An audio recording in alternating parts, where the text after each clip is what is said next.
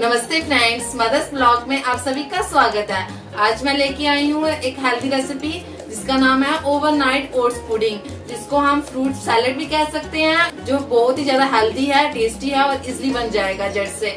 इसमें हम ओट्स तो जूस कर ही कर रहे हैं, लेकिन इसके साथ मैं फ्रूट्स भी ऐड कर रही हूँ, चिया सीड्स ऐड कर रही हूँ, पंपकिन सीड्स ऐड कर रही हूँ और एलोवेरा भी जूस कर सकते हो, जो और हेल्दी हो आप एडिशनल में डाल सकते हो। तो चलिए स्टार्ट करते हैं बनाना। नाइट ओट्स पुडिंग बनाने के लिए मैंने क्या क्या लिया है।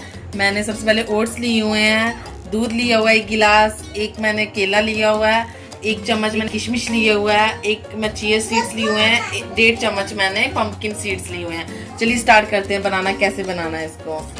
सबसे पहले हम बनाना को मैश कर लेंगे।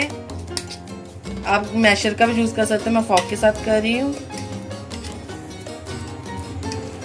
मैंने बनाना मैश कर लिया। अब हम इसको बाउल में डालेंगे।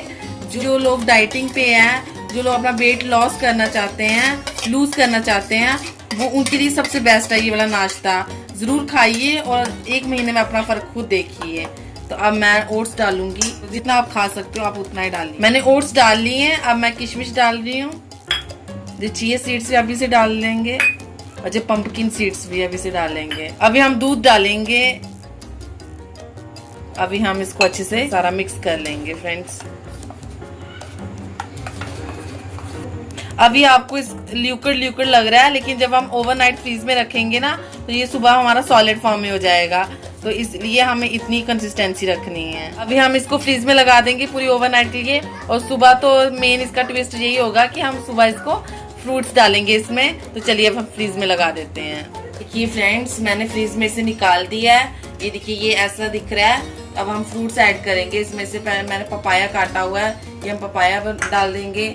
ये मैंने एप्पल काटा हुआ है, एप्पल काट देंगे। जितनी आपकी मर्जी आप उतना काट सकते हो फ्रूट्स। ये मैं अनार का डाल रही हूँ। अब हम इसको हिलाएंगे। फ्रेंड्स, ये बहुत ही ज़्यादा हेल्दी है, इसमें नेचुरल शुगर है।